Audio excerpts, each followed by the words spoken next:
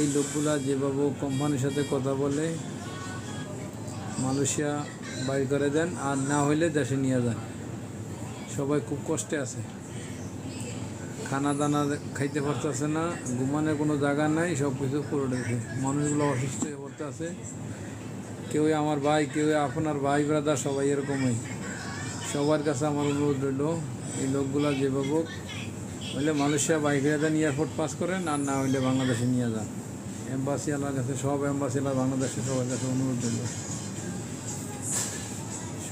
সবাই যেভাবে এই লোকগুলোর জন্য চিন্তা ভাবনা করেন কেমনি কী করা যায়। মালয়েশিয়া সরকারের সাথে বাংলাদেশ সরকার চুক্তি করলে এই লোকগুলা একটা সেটেল করতে পারত।